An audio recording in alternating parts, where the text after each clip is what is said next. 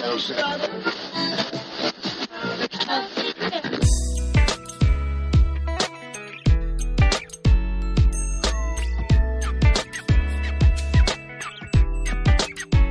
everybody, and welcome to the Pre-Accident Podcast. I'm your loving host, Todd Conklin. How in the heck are... I almost said a naughty word. Holy cow. I stopped myself right there at the end, though, where I'd have to put the red E on this episode. That'd be terrible.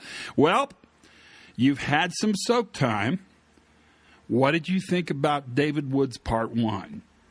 I'm really curious because it was really good. I mean, the history stuff I thought was super interesting. The real question is how did it make you think about what we do for a living? Because knowing that these guys sort of fought this battle, empirical battle, all the way through in the early days, I mean, I'm humbled by the fact that there was a time when not blaming the employee was really controversial. I mean, super controversial for everybody. And I just thought that did a really excellent job in sort of having that discussion. It's only going to be paled by this discussion, the second half. And this is a scholar who's looking forward. And he's going to start really at a pretty seminal moment in our world, and that is the introduction of Sidney Decker's book, The Field Guide to Understanding Human Error. And he gets into that field guide, but he very quickly moves sort of from why that field guide was so important and how it changed things at the coalface into an interesting discussion around what he's thinking about now. One last thing. He's going to talk about this notion of graceful extensibility. That's kind of where he's going in his thinking. This is really good stuff. Listen carefully. Turn your little headphones up louder so the person next to you on the plane is thinking, what in the holy cow? But listen, because not only does he talk about graceful extensibility, he defines it, and he explains where the terms come from. And what's interesting is where they come from make the term graceful extensibility make a ton of sense. A ton of sense. In fact, it's pretty brilliant. It's also where things are going. It's how we build in capacity, extensibility. That's a term he'll define for us.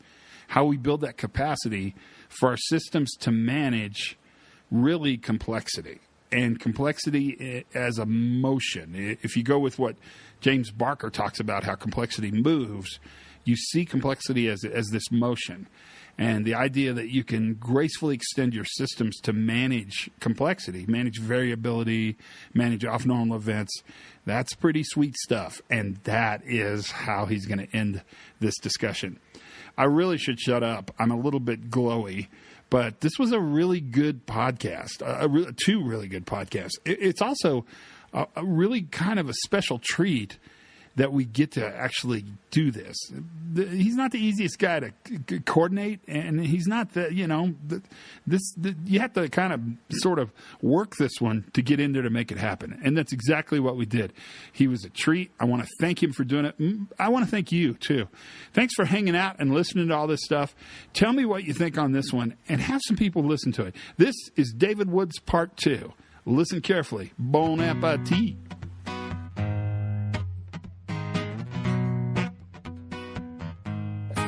Well, I left out the one thing I wanted to cover, though, was how the field guide came about. It's not too late. You want to talk about it? We can put it in. Or you can put it in another one down the road. Sure. Right? Whatever's better for you. I'm good. Well, if you want to turn it back on. Okay, it's on. One of the other things that happened in the 94 book was we needed to show people a way to escape hindsight bias. And so we laid out the simple approach of follow the knowledge, follow the mindset, follow the goal conflicts, right? How is knowledge brought to bear as the situation changes? How does mindset get formed, get stuck, get revised as things go on, right? Where do goals conflict and collide, and how do people resolve those? And so it was simple.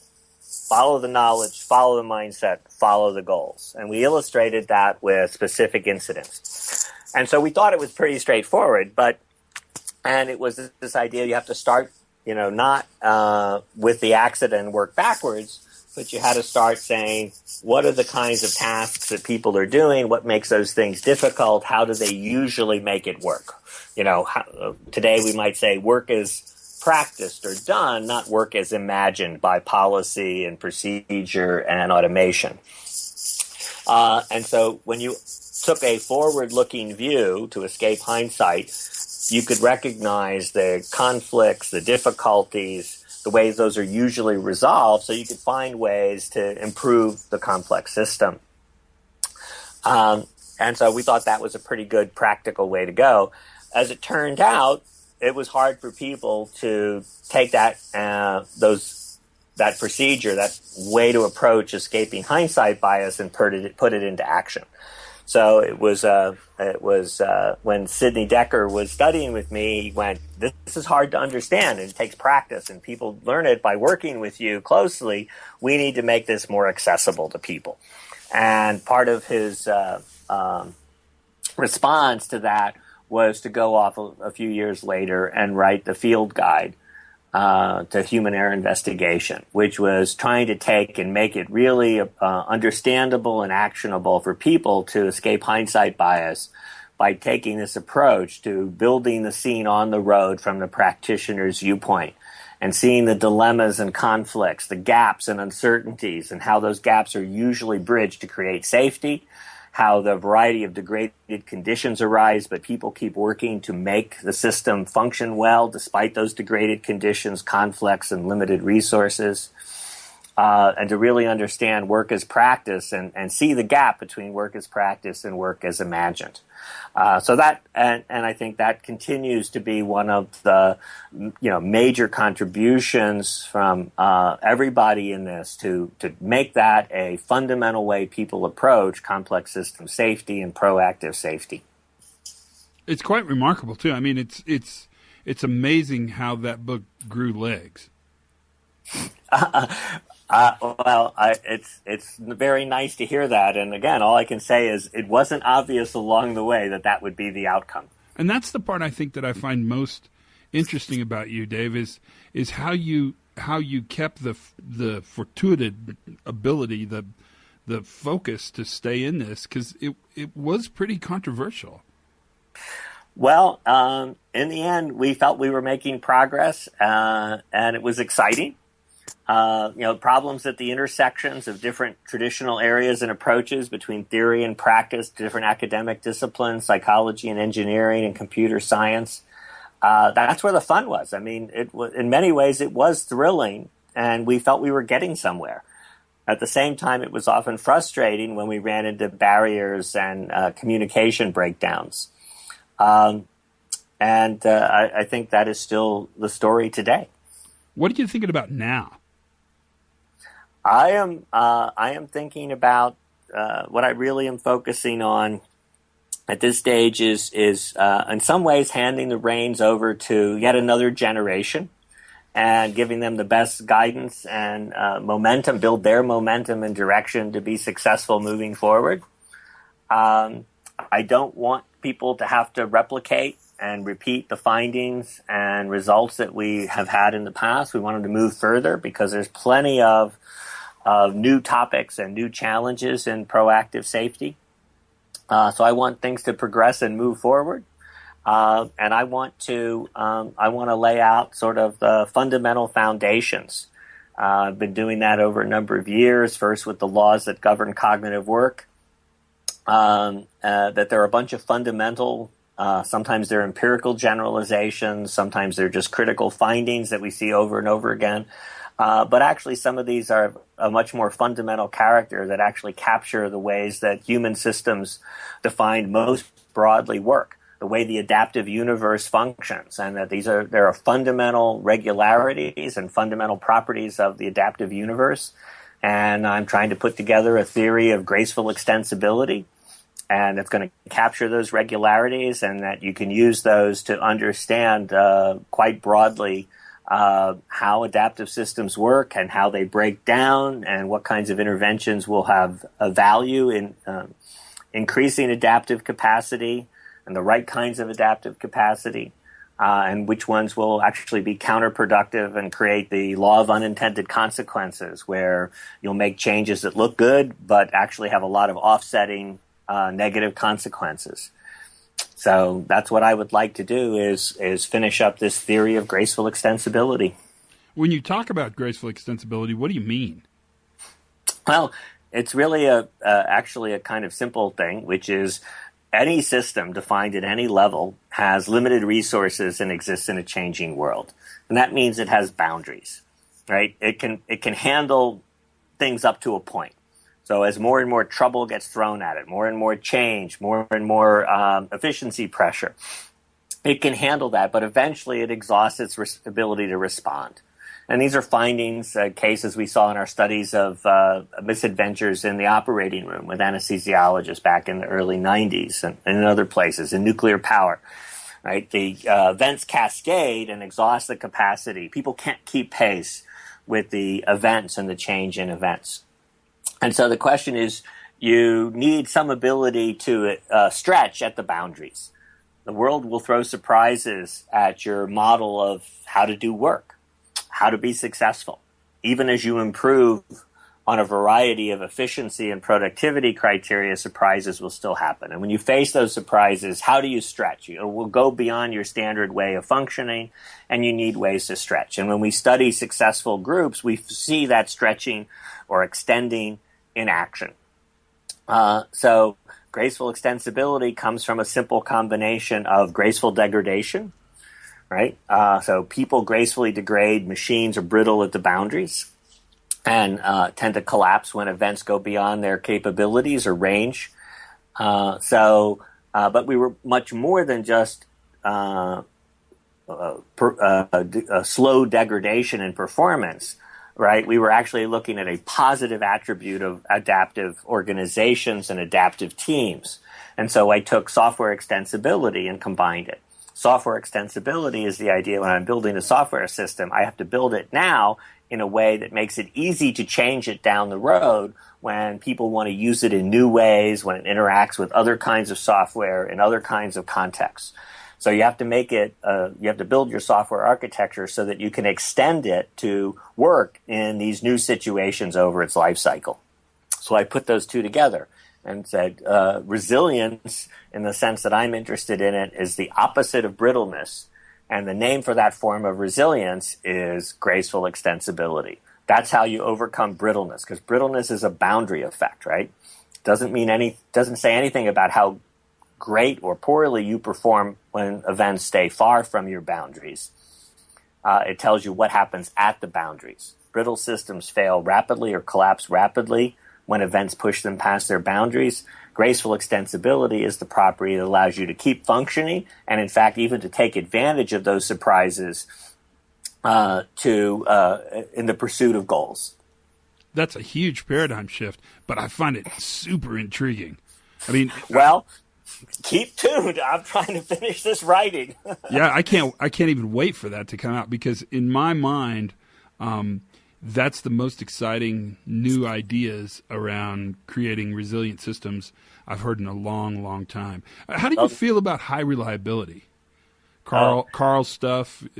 So it's one of the contributors. Yeah. It makes to our progress, right? It makes the critical point that open flow of information, everyone agrees open flow of information is critical for proactive safety. Even though that information is about your weaknesses and blemishes as an organization, and organizations that hide that information or try to hold it close to the vest are going to actually undermine their ability to be effective at proactive safety. The high reliability stuff helped us focus on success stories, and it also highlighted resilience. Even though it didn't explain resilience, it highlighted that in the examples of success, there was that commitment to being adaptive. And that's where we've made the progress to understand more about the factors that create the right kinds of adaptive capacities, things that we were really seeing at the beginning 30 years ago. So we have made progress there. And in the end, to really make progress, we have to go beyond a organizational or sociological approach, though. we have to be able to take actions that go beyond culture change and attitude surveys. And that's where we want to go, why we called it resilience engineering. They would be different engineering. It was the kind, but it, in the end would have a technical base and an actionable set of tactics, just like other engineering areas that you could put into place. It would be based in part on human social science kinds of findings, but that it really does tell us some systematic ways to what makes the difference between having the right kind of adaptive capacities, that revision example I talked about at the beginning as one case, and how do you sustain those, and what kinds of actions actually undermine that and set you up for failure in the future as an organization operating in a complex world. But in the end, you know, the new thing really, I think, comes down to the line using to open a new book, which is failure is due to brittle systems, not erratic components, especially human beings.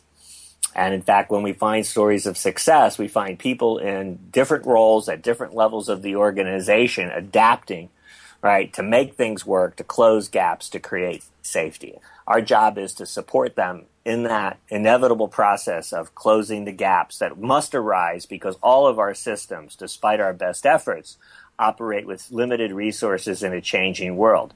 So gaps are inevitable. And predictable. Yes. And that helps organizations at the coalfront, you know, at the coalface, actually have something to do. Yes. Right? I mean, it's why we said engineering. It wasn't just a science of complex systems.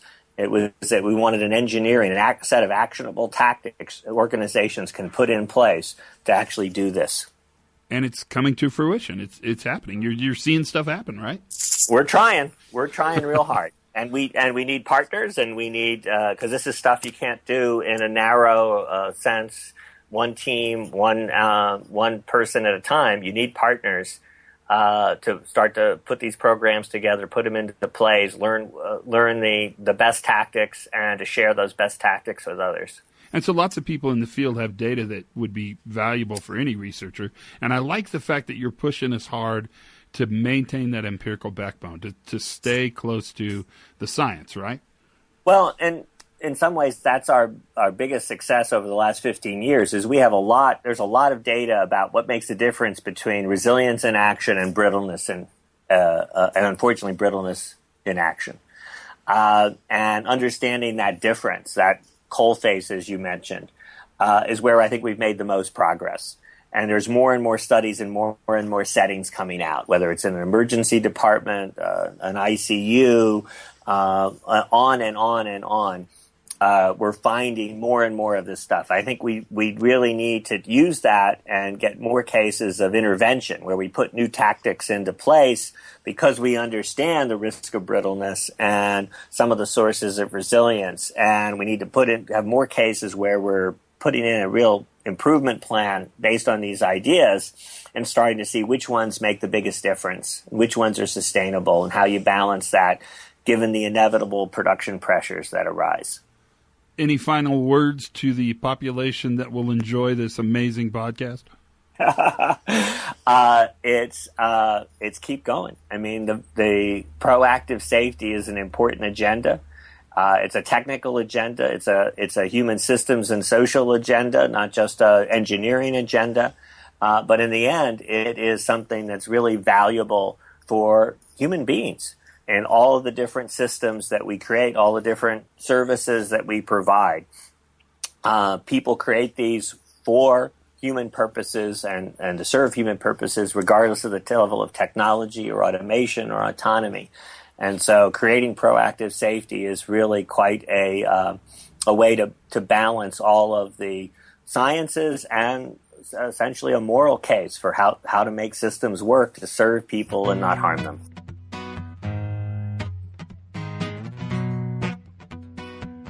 To serve people and not harm them. A moral case. Wow. Can you imagine? I can't even imagine what we just went through over the past 2 weeks on this podcast. How much, I mean, this is truly a masterclass, and it just is. It's a masterclass. It's, in a way, it feels like going back to first principles. We're going back to sort of the origins, but we got more than the origins. We got that path forward as well. And my challenge to you is, how do we think about this really not in safety, but within all of our operations, no matter what we do? Because the crazy thing about this new view is that it's really not just about safety, because we're starting to really figure out, and the workers had this years ago, but we're starting to figure out that really all these things come together at the worker. And what we do is create systems where we understand those limits, or we know that systems have limits, and we understand how to manage the complexity at the edges of those limits. That, my friend, is what we talk about all the time. And it brings in kind of every other podcast. Now, all of a sudden, Ivan Papalitti talking about margins and learning, or Bob Edwards talking about sort of the voice of the worker. Those things become really significant. Bill Rigo talking about the way he understands failure. Those things all take their origin in really what David Woods has done and his associates, Eric Hallnagel, James Reason, name them, the greatest hits, Sidney Decker. Those guys have done a tremendous amount of heavy lifting to get us to where we are today. And it just seemed like the right thing to do.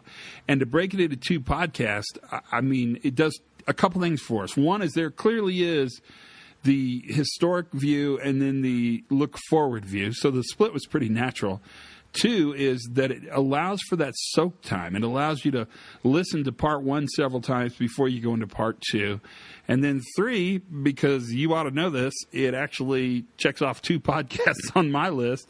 And I don't know if you've thought about this, but it's kind of a lot of work for something to come out every week on time, every time. I have to kind of keep ahead of it. I enjoy it immensely, and it's the one thing I can give to the world, and it's the one way we can build this community that we talk about. And that's really what this is about. I'm starting to think maybe it's a circus, the circus of New View people. I'm fine with that as well. In fact, that doesn't even bother me. I hope you enjoyed this podcast. Thank you for listening. Tell your friends. Let's see if we can get thousands and thousands of hits on these. I don't want to let these two just stay with us. I think we owe the world an opportunity to hear these all around. And whatever you do, if you're a safety person or a DevOps person or software person or aviation or medical or management or mining or, holy cow, the list is giant of what you guys do. I think this is helpful information. Thanks for your time. As always, we'll have more to talk about, I'm sure. But until then, I hope you learned something new every single day. I bet you did today. Let's just add 2 words: graceful extensibility. Have as much fun as you can possibly squeeze into that job. And for goodness sakes, be safe.